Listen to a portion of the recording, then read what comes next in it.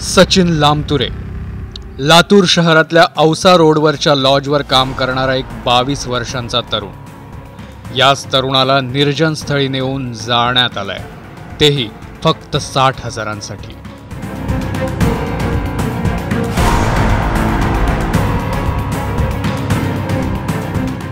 सचिन राजू लामतुरे निलंग्याच्या निटूरचा हा तरुण औसा रोडवरच्या लॉजवर कामाला होता।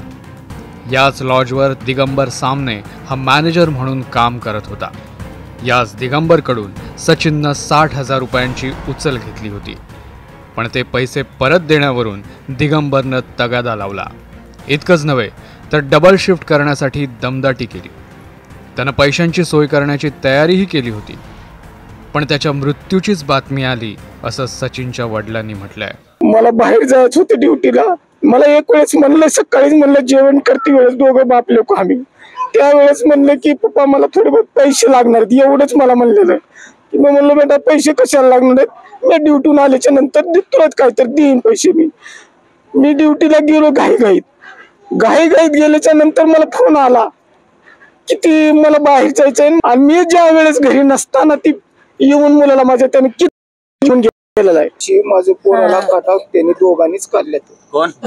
पप्पू कुलकर्णी आणि दिगंबर बेग्याची दोस्ती जास्ती होती। आणि ज्या वेळेस जे न्यायला आलं होतं पोराला 10:28 पोरग बी माझ्या गेट वाजून पास झालेला आहे। तेव्हापासून ती गायब झाली, पुन्हा मोबाईल बंद झालेला। खोपेगाव मधील एका रस्त्याच्या कडेला सचिनचा जळालेल्या अवस्थेतला मृतदेह आढळून आला। पैशाच्याच देवाणघेवाणीवरून हा खून झाल्याचा पोलिसांचा अंदाज आहे। दरम्यान सचिनच्या वडिलांनी दिगंबर साबनेसह अन्य दोघांविरोधात पोलिसात तक्रार दाखल केली आहे, पण ते दोघे कोण आहेत याबाबत पोलिसांनी खुलासा केलेला नाही। लातूरच्या विवेकानंद पोलीस ठाण्यामध्ये 3 जणांविरोधात गुन्हा जरी नोंद असला तरी फक्त एकाच आरोपीचं नाव FIR मध्ये दाखल करण्यात आलेलं आहे, आणि अन्य 2 आरोपी कोण आहेत याची माहिती पोलीसही देत नाहीत। असंही बोललं जाते की राजकारणातला एक नेता देखील या प्रकरणामध्ये समाविष्ट आहे, त्यामुळे या दोघांची नावे गूढ ठेवण्यात आलेली आहेत, गोपनीय ठेवण्यात आलेले आहेत।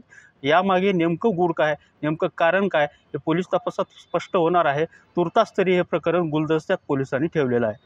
नितीन बनसोडे, न्यूज 18 लोकमत, लातूर।